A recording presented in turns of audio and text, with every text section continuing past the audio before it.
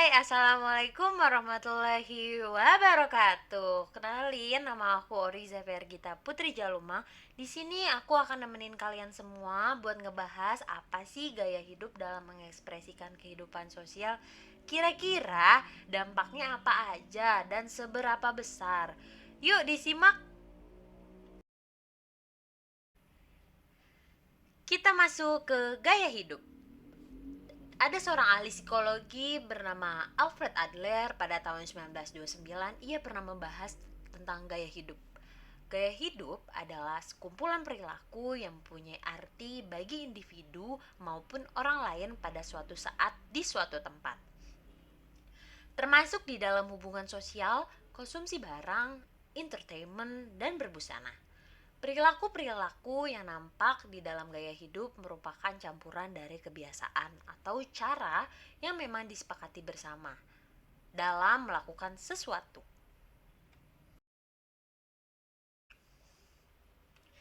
Lalu selanjutnya, kehidupan sosial. Kehidupan sosial ialah kehidupan yang di dalamnya terdapat unsur-unsur sosial atau bersifat kemasyarakatan. Sebuah kehidupan disebut sebagai kehidupan sosial jika di sana ada interaksi antar individunya. Individu satu dengan individu lainnya. Dan dengan terjadinya komunikasi yang kemudian berkembang menjadi saling membutuhkan satu sama lain.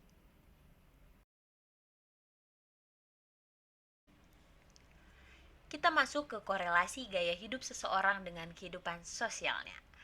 Gaya hidup sama dengan pola hidup. Pola hidup seseorang di dunia yang diekspresikan dalam aktivitas bahkan minatnya. Gaya hidup menggambarkan keseluruhan diri seseorang dalam berinteraksi dengan lingkungannya.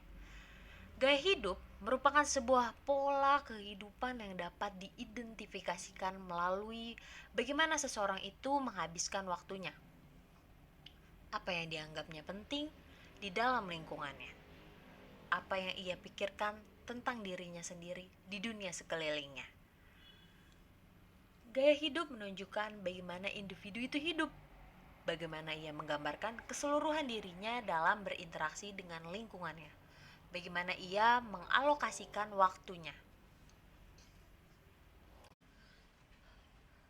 Tolak ukur kehidupan dalam gaya hidupnya itu bisa kita lihat bagaimana ia berinteraksi antar sesamanya.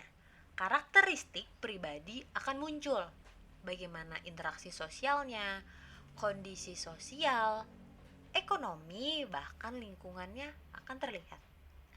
Nah, tak lupa gaya hidup itu dibentuk, diubah, dan dapat dikembangkan. Nah, hal itu berasal dari bagaimana interaksi individu antar individu yang lainnya.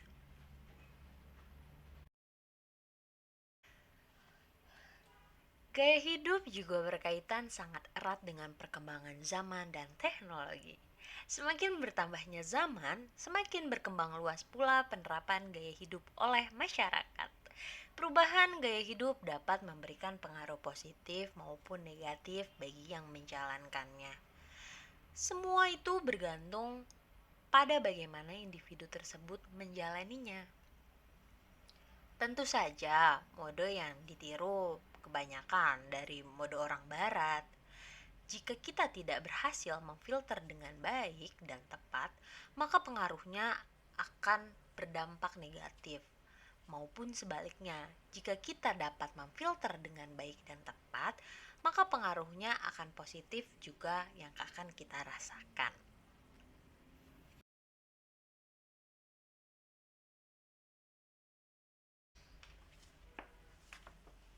Oh ya, ada hal yang penting yang perlu kalian ketahui, bahwa tak semua gaya hidup itu menimbulkan dan berakhir negatif. Kita bisa ambil contoh dari teori Maslow dalam hierarki kebutuhan. Memang sebagian individu banyak yang memiliki gaya hidup yang cenderung berperilaku konsumtif. Tetapi, tak semua yang konsumtif itu menghasilkan dan mengarah ke perilaku hedonisme. Jadi, perilaku konsumtif yang dicerminkan sebagian individu itu memang diperlukan dan beralasan dikarenakan faktor-faktor yang mendukung bagaimana perilaku konsumtif itu membentuk gaya hidupnya. Berdasarkan pendapat Maslow, ada 5 tingkat kebutuhan. Yang pertama, kebutuhan fisiologis. Nah, kebutuhan fisiologis ini dimanifestasikan dalam hal kebutuhan akan makan, minum, tempat tinggal, pokoknya hal yang bersifat fisik. Nah, kedua, kebutuhan akan rasa aman tanpa adanya ancaman. Nah, ini contohnya adalah kebebasan dari segala bentuk ancaman. Jadi dia membutuhkan rasa nyaman dan aman. Kayak nggak ada ancaman, itu meliputi keamanan jiwanya dan hartanya. Lalu yang ketiga, kebutuhan sosial dan rasa memiliki. Nah, kebutuhan ini termasuk kebutuhan berkelompok, contohnya kayak berteman, afiliasi, interaksi, bagaimana ia dicintai dan mencintai, gitu. Lalu selanjutnya yang keempat, kebutuhan penghargaan atau prestis. Nah, ini adalah kebutuhan yang ingin dihargai pendapatnya dan dihormati. Kelima,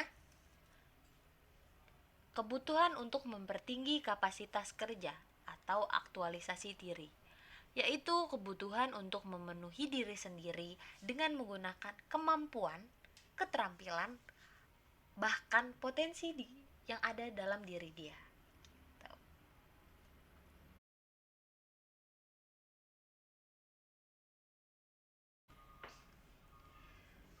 Pada kesempatan kali ini, saya mengambil studi kasus agar semua tergambar lebih jelas bagaimana gaya hidup mempengaruhi kehidupan sosial.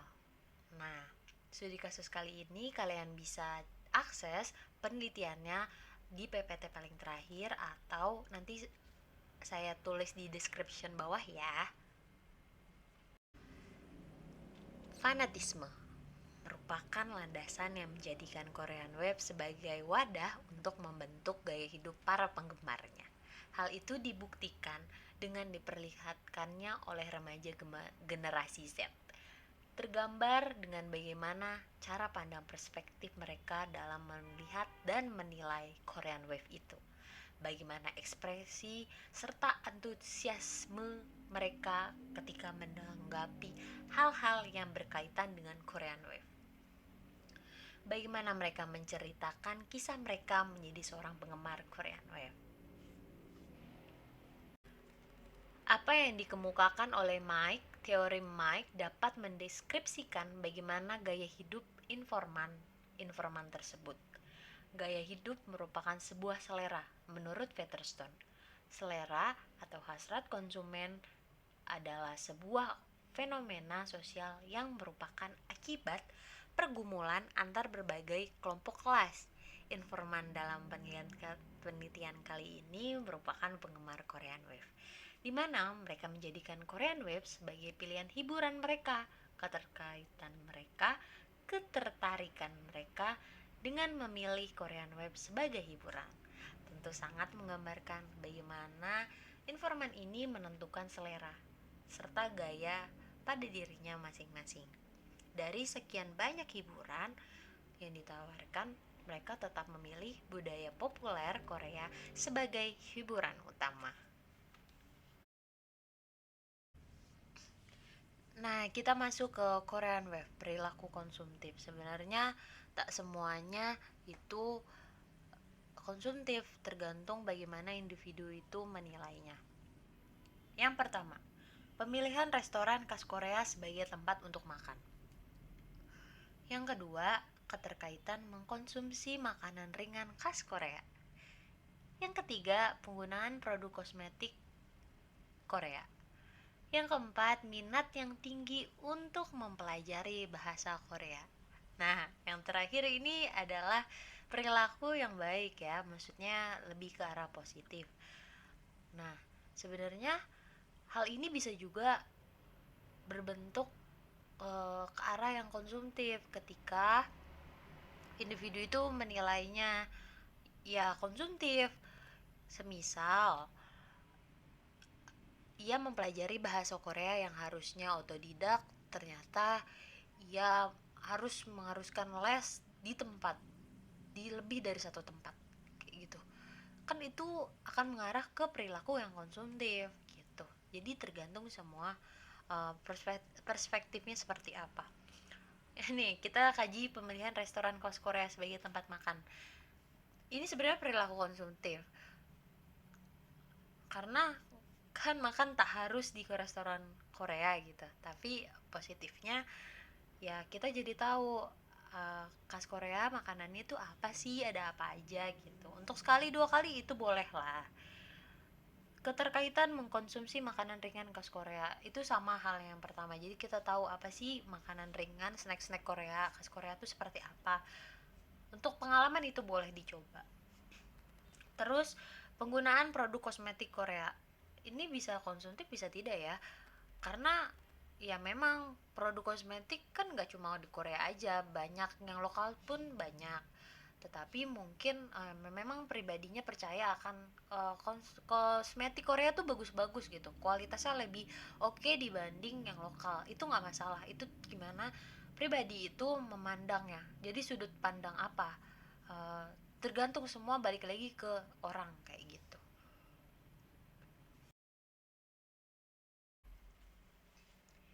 Dari studi kasus, dari penelitian yang sudah dibahas tadi, ada hal yang bisa aku simpulkan dari analisis informan-informan di penelitian tersebut. Ada 3 golongan. Yang pertama ada fanatik, ada saran penuh sama waktu luang. Nah, kita masuk ke fanatik dulu ya. Nah, tipikal yang fanatik. Nah, dia ini tipikal yang setiap hari ia harus mengetahui update terkini tentang K-pop, terutama tentang idolanya. Dia memanfaatkan semua media sosial yang dia punya demi mengetahui update terbaru apa sih yang dilakuin sama idolanya. Nah, dia nggak mau ketinggalan sama sekali. Nah, gitu. Terus yang kedua, ada tipikal yang seharian penuh. Ia akan melakukan aktivitas yang berkaitan dengan Korean Wave, kayak misal idolanya penyanyi, dia dengerin musiknya seharian full. Idolanya aktor, dia nontonin dramanya dari episode 1 sampai 16 seharian full. Kayak gitu. Dia nonton tayangan-tayangan televisinya dan sebagainya. Dia lakuin itu untuk seharian penuh. Nah, kita masuk ke yang ketiga, yaitu tipikal yang waktu luang. Dimana tipikal ini ialah ketika dia mempunyai waktu luang, ia fangirlingnya oleh idolanya melalui kegiatan kayak membuat MV, reaction, kemudian diupload ke media sosial. Dia membuat video buat meluangkan meluapkan perasaannya terhadap idolanya, betapa cintanya dia sama idolanya melalui media sosial kayak gitu. Tujuannya apa orang-orang yang seperti ini? Supaya dinotis sama idolanya kayak gitu. Karena banyak sekali dan ya terbukti memang terkadang suka dinotis sama idolanya, dan itu jadi hasrat tersendiri gitu, kayak kesenangan diri sendiri gitu ketika hal itu terjadi kayak gitu. Kita masuk ke tahap terakhir, dimana orang-orang fanatik ini mereka memenuhi hasrat mereka sebagai penggemar dan menjadikan uang menjadi aktor utamanya. Jarang sih, tapi biasanya orang fanatik ini menghabiskan uangnya untuk membeli album, merchandise, dan tiket konser. Hal ini sebagai bentuk bentuk simbol sebagai penggemar sejati para idolanya.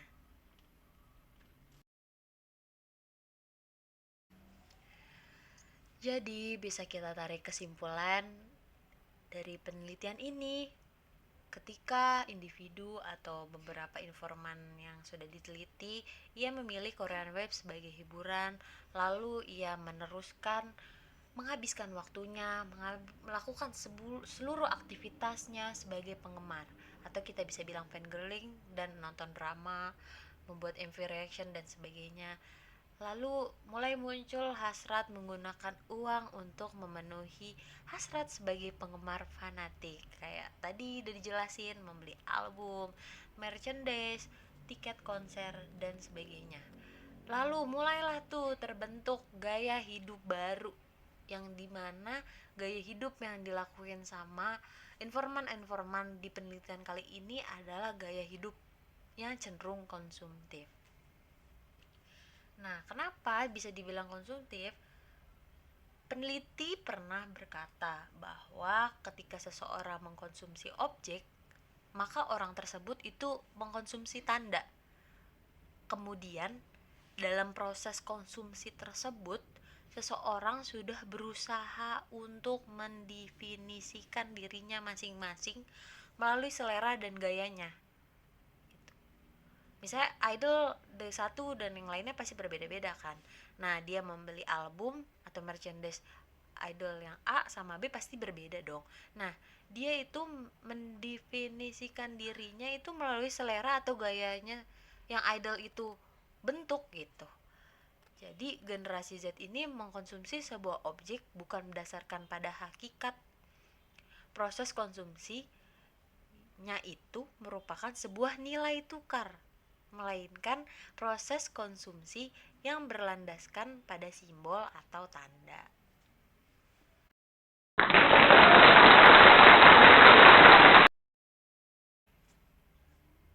Finally, kita masuk ke bagian terakhir, yaitu kesimpulan. Nah, jadi gaya hidup itu mencakup sekumpulan kebiasaan, pandangan, dan pola-pola respon terhadap hidup, terutama bagaimana individu itu melengkapi hidupnya, entah itu lewat interaksi yang akan menghasilkan dampak negatif atau positif. Bagaimana individu mengisi kesehariannya merupakan unsur-unsur yang membentuk gaya hidup. Pemaknaannya dalam kehidupan sosialnya itu tergantung bagaimana proses individu itu membentuk sama membangun lingkungannya. Jadi kata kuncinya adalah bagaimana gaya hidup itu melengkapi, bagaimana individu itu memilih buat mengisi kesehariannya. Nanti mau positif atau negatifnya itu bagaimana individu itu membentuk dan membangun lingkungannya. Itu semua proses di kehidupan sosialnya, itu menghasilkan apa, itu proses. Itu tergantung semuanya, tergantung individunya, balik lagi semua ke individunya gitu.